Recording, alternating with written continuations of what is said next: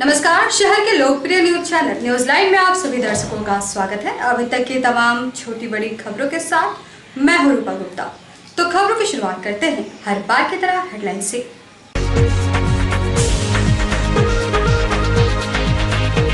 Ambulance को आबादित अस्पताल गमनानुगमन हेतु नगर आयुक्त सह अनुमंडला पदाधिकारी के निर्देश पर कालीबाड़ी से अस्पताल व अम्बेडकर चौक तक सड़क के किनारे ठेले खोमचे वालों को हटाया गया।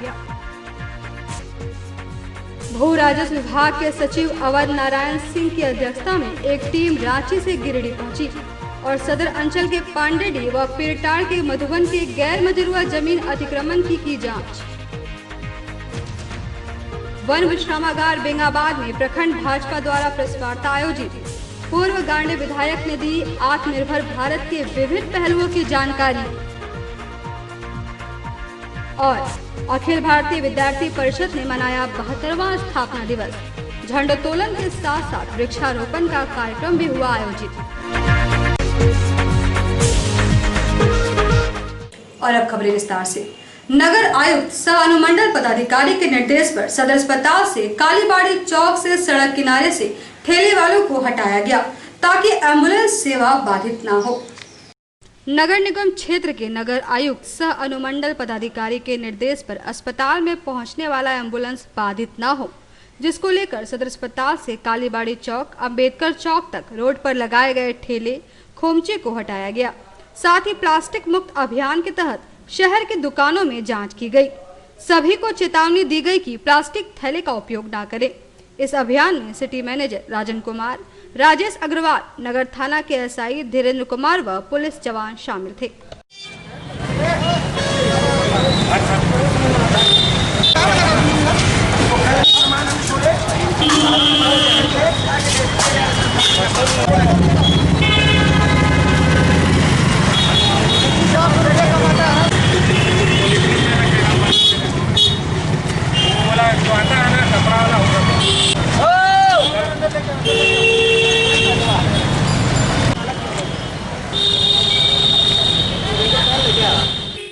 नो वेंडिंग जोन के तहत जो अभियान चल रहा है नगर निगम प्रशासन के द्वारा और बदस्तूर जारी रहेगा। हम लोग जो है सो गिरिडीह नगर निगम के अंतर्गत जितने भी रहने वाले लोग हैं उनसे बस यही अनुरोध करते हैं कि जो जगह निर्धारित है वहाँ पे जाकर वो सब्जी या फल खरीदना सुनिश्चित करें और मुख्य सड़क को हॉस्पिटल के एम्बुलेंस के आवागमन के लिए हॉस्पिटल को लेकर अभी जो कोरोना वायरस के लेकर जो है सो काफ़ी जो सतर्कता बरती जा रही है, उस दरमियान में जो है सो मुख्य सड़क पर एम्बुलेंस का आवागमन बाधित नहीं हो, उसको लेकर जो है सो हम लोग सिर्फ हॉस्पिटल के एरिया को ही जो है सो अतिक्रमण मुक्त रख रहे हैं और उसमें हम सहयोग मांग रहे हैं। इसके साथ एक और ड्राइव अभी हम लोग चला रहे हैं जहां प्लास्टिक मुक्त अभियान कहा जा रहा है। लोगों से अनुरोध किया जा रहा है कि वो कपड़े या जूट का थैला लेकर निकलें और दुकानदार भी से भी अनुरोध है कि वो प्लास्टिक का इस्तेमाल न करें और वो कागज़ के ठोंगा या फिर सूती के कपड़े में जो है सो व्यवस्था करके सामान जो है सो देवें और ये अतिक्रमण मुक्त अभियान चलता रहेगा। सदर प्रखंड के पांडेडी में गैर मजरूआ जमीन पर बने एफसीआई गोदाम मामले की जांच शुरू हो गई है। भू राजस्व विभाग के संयुक्त सचिव ने गुरुवार को स्थल जांच कर मामले की जांच शुरू की। सदर प्रखंड के पांडेडी में गैर मजरूआ जमीन पर बने एफसीआई गोदाम जांच के घेरे में आ गया है। जिस जमीन पर एफसीआई का गोदाम बना है उस जमीन के दस्तावेजों से छेड़छाड़ करने का आरोप लग रहा है। मामले को लेकर गुरुवार को भू राजस्व विभाग के संयुक्त सचिव अवध नारायण सिंह गिरिडीह पहुंचकर मामले की जांच की। संयुक्त सचिव खुद पांडेडी पहुंचकर विवादित जमीन का स्थल निरीक्षण किया। इस बाबत संयुक्त सचिव अवध नारायण सिंह ने बताया कि एफसीआई गोदाम जिस जमीन पर बना है उस जमीन की जांच की जा रही है। फिलहाल जमीन से जुड़ी कुछ कागजात की मांग गिरिडीह अंचल से की गई है। अगले सप्ताह पुनः जांच प्रक्रिया को आगे बढ़ाया जाएगा। 2 जगह की जांच हमें मिली है। एक पीरटाड़ अंचल का मधुबन है जहाँ गैर मजरूआ जमीन पर अतिक्रमण का मामला है और दूसरा गिरिडीह सदर अंचल का एफसीआई का गोडाउन है, वहाँ भी जीएम लैंड का अतिक्रमण है। तो दोनों जगह की जांच है। हम लोग स्पॉट इंक्वायरी कर चुके हैं और कुछ कागजात वांछित हैं, जिनके संबंध में संबंधित अंचलाधिकारी से मांग की गई तो उनके द्वारा बताया गया कि सर ये कागजात लाने में अभी 3-4 दिनों में समय दिया जाए। तो हम लोगों ने समय दिया है और नेक्स्ट वीक में हम लोग फिर आकर जांच को पूरी करें। पूर्व गांडी विधायक प्रोफेसर जयप्रकाश वर्मा ने बेंगाबाद वन विश्रामागार में प्रखंड भाजपा द्वारा आयोजित प्रेस वार्ता में आत्मनिर्भर भारत के विभिन्न आयामों की जानकारी प्रेस के माध्यम से आम लोगों को दी। बेंगाबाद वन विश्रामागार में 9 जुलाई को प्रखंड भाजपा द्वारा आयोजित प्रेस वार्ता में पूर्व गांडी विधायक प्रोफेसर जयप्रकाश वर्मा ने कहा कि भारत के लोकप्रिय प्रधानमंत्री ने भारत के हर वर्ग को आत्मनिर्भर बनाने के लिए 20,000 करोड़ रुपए का विशेष पैकेज की घोषणा की है, जिसके माध्यम से प्रवासी मजदूर, किसान, सूक्ष्म, लघु एवं मध्यम उद्योगों में काम करने के लिए आत्मनिर्भर पैकेज है। प्रधानमंत्री स्वनिधि योजना के तहत मोची, धोबी, नाई, रेहड़ी वालों को 10,000 रुपए का लोन मुहैया कराया जाएगा। पीपीई किट के उद्योग की स्थापना के लिए 100 करोड़ उपलब्ध कराई गई है। किसान क्रेडिट कार्ड के माध्यम से 2.5 करोड़ किसानों को बढ़ावा देने के लिए 2 लाख रुपए का क्रेडिट कार्ड दिया जाएगा। इसके अतिरिक्त कृषि आय संरचना के लिए 11 लाख करोड़ रुपए, सूक्ष्म खाद्य उद्योगों को बढ़ावा के लिए 10,000 करोड़, मछुआरों को प्रोत्साहन के लिए 2,000 करोड़, पशुपालन के क्षेत्र में 15,000 करोड़, हर्बल खेती के लिए 4,000 करोड़ व्यय करने की योजना है। इससे अतिरिक्त आत्मनिर्भर भारत के तहत कई कल्याणकारी योजनाएं हैं। इस प्रेस वार्ता में जिला महामंत्री देवराज मंडल, अध्यक्ष हेमराज साव, राम रतन राम, शिव पूजन राम, संजय हाजरा, दशरथ सिंह आदि उपस्थित थे। भारतीय जनता पार्टी ने राष्ट्रीय स्तर पर कार्यक्रम का आयोजन किया है आत्मनिर्भर भारत। कहने का मतलब है, जैसे नाम से ही साफ झलकता है कि हम भारत को आत्मनिर्भर बनाएं। आत्मनिर्भर बनाने का मतलब है कि भारत के जो सबसे अंतिम पंक्ति में बैठे हुए लोग हैं, जैसे हमारे श्रमिक भाई हैं, किसान भाई हैं, हमारे छोटे छोटे उद्यमी भाई हैं, इन तमाम लोगों को हम जब आत्मनिर्भर बनाएंगे तो यह देश आत्मनिर्भर बनेगा।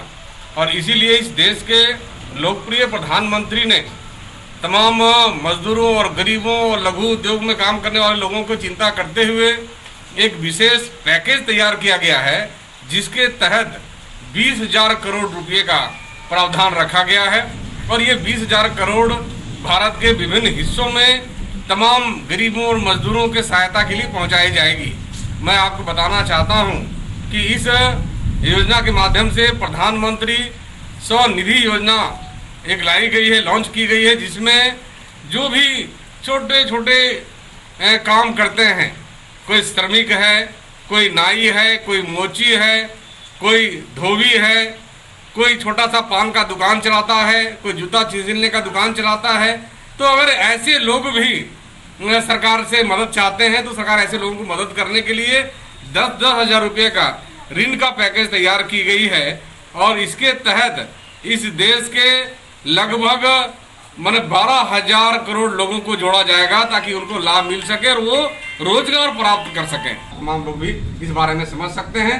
अब मैं जनता से अपील करना चाहता हूं कि वो लोग भी आत्मनिर्भर भारत की योजना से जुड़ करके अपने रिलेटेड उनके जो योजना है, जिस चीज को करके लाभ, जिस काम को करके आगे बढ़ सकते हैं, उस काम को करने के लिए आगे बढ़ें और आत्मनिर्भर भारत अभियान में जुड़ते हुए हर एक व्यक्ति, हर एक नागरिक आत्मनिर्भर बने। भारत में कोई भी व्यक्ति अभावग्रस्त ना हो, सबके पास संसाधन हो, सबके पास खुशियां हो। इसी संकल्पना के साथ देश के यशस्वी प्रधानमंत्री ने इस प्रकार की योजना का निर्माण किया है और मुझे उम्मीद है आने वाले 2 साल में पूरा भारत आत्मनिर्भर बनेगा। अखिल भारतीय विद्यार्थी परिषद के 72वें स्थापना दिवस पर गिरिडीह इकाई के द्वारा एकल विद्यालय में झंडोत्तोलन और वृक्षारोपण का कार्यक्रम आयोजित किया गया। गुरुवार को अखिल भारतीय विद्यार्थी परिषद के 72वें स्थापना दिवस के मौके पर गिरिडीह इकाई के द्वारा एकल विद्यालय में झंडोत्तोलन के साथ साथ वृक्षारोपण का कार्यक्रम किया गया। इस मौके पर गिरिडीह कोडरमा विभाग संयोजक कृष्णा त्रिवेदी जी ने कहा कि आज सभी विद्यार्थियों के लिए बहुत बड़ा दिन है, क्योंकि आज के ही दिन विद्यार्थी परिषद की स्थापना हुई थी। ज्ञानशील एकता इस संगठन का मूल मंत्र है। इस संगठन का जिसके गुरुत्वाकर्षण ने गांव से निकले एक आम छात्र को विश्वविद्यालय में एक विशेष पद पर प्रतिष्ठित किया जाता है। राष्ट्रवाद की प्राथमिक पाठशाला बने इस संगठन को कैसे कोई भूल सकता है। कश्मीर से लेकर कन्याकुमारी तक के छात्रों का एक स्वर मां भारती व वंदे मातरम का जय घोष करते पहले यही तो सुना था। अखिल भारतीय विद्यार्थी परिषद सिर्फ एक छात्र संगठन ही नहीं बल्कि बुझती हुई उम्मीदों से रोशनी खींच लेने का नाम है। इस कार्यक्रम में कुमार गौरव, विनीता कुमारी, अभिनवजीत, शुभम, प्रियांशु, रोशन आदि उपस्थित थे। माता की भारत माता की वंदे मातरम। विद्यार्थी परिषद जिंदाबाद जिंदाबाद जिंदाबाद। विद्यार्थी परिषद जिंदाबाद जिंदाबाद जिंदाबाद। छात्र शक्ति भारत माता की वंदे मातरम। गावा प्रखंड में लचर विद्युत व्यवस्था को लेकर ग्रामीणों ने गुरुवार को घंटों सड़क जाम रखा। हालांकि बाद में स्थानीय जनप्रतिनिधि और गावा पुलिस द्वारा जल्द समस्या का समाधान करने का आश्वासन देने के बाद सड़क जाम हटाया गया। गावा प्रखंड में लचर विद्युत व्यवस्था को लेकर ग्रामीणों का गुस्सा फूट पड़ा। गुरुवार को ग्रामीणों ने विद्युत व्यवस्था में सुधार की मांग को लेकर विद्युत कार्यालय के समक्ष गावा तीसरी मुख्य सड़क को जाम कर दिया। इस दौरान ग्रामीणों ने कहा कि गावा प्रखंड में बिजली व्यवस्था चौपट हो गई है।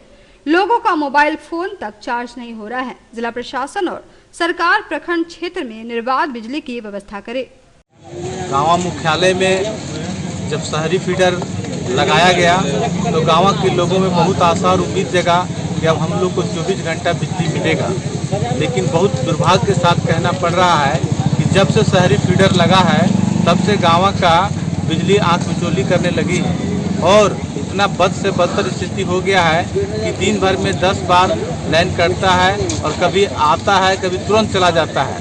इतना स्थिति खराब हो गया है कि मोबाइल भी चार्ज नहीं हो रहा है। मोबाइल चार्ज करने के लिए हम लोग को वेल्डिंग मशीन जहाँ चलता है वहाँ पर लगा कर अपना मोबाइल चार्ज करना पड़ रहा है। घर में स्थिति इतना खराब हो गया है कि बच्चा लोग का तबीयत खराब हो जा रहा है। या गर्मी, इतना भीषण गर्मी में बिजली विभाग का ये रवैया हमको समझ से परे लगता है।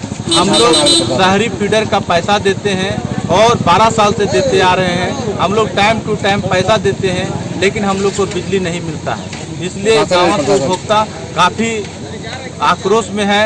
इसलिए बिजली विभाग से मेरा नर्म निवेदन है कि हम लोग को शहरी फीडर के अनुसार से, शहरी रोस्टर के अनुसार से बिजली मुहैया कराए, नहीं तो इसके बाद इससे भी बड़ा आंदोलन किया जाए। इधर सड़क जाम की सूचना पर स्थानीय जनप्रतिनिधि और गावा पुलिस मौके पर पहुंचकर समस्या के समाधान का आश्वासन दिया, जिसके बाद ग्रामीणों ने सड़क जाम हटा लिया।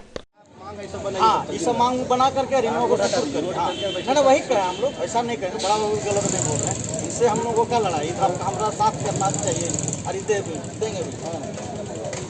इसलिए इनके साथ कोनो मतलब नहीं है। ये विभाग जो इस तरह का ड्रामा कर रहा है, इसके साथ अब मान लिया जाए जो होना होगा, चाहे तो हमेशा के लिए बंद कर दे, काट दे हम लोगों का कनेक्शन, और नहीं तो बिजली दे। बेंगाबाद थाना क्षेत्र के भोजदाहा गांव में वज्रपात की चपेट में आने से एक बच्चे की मौत हो गई। जब बच्चा खेल रहा था तब यह हादसा हुआ। बेंगाबाद थाना क्षेत्र के भोजदाहा गांव में गुरुवार को वज्रपात की चपेट में आने से अकबर अंसारी के पुत्र की मौत हो गई। बच्चा अपने घर के पास ही खेल रहा था, तभी मूसलाधार बारिश होने के क्रम में वज्रपात हुआ और बच्चा वज्रपात की चपेट में आकर मूर्छित हो गया। बच्चे को परिजनों ने अस्पताल लाया, जहां डॉक्टरों ने उसे मृत घोषित कर दिया। घटना से परिजनों का रो रो कर बुरा हाल है। बच्चे की मौत से गांव में भी मातम छाया हुआ है।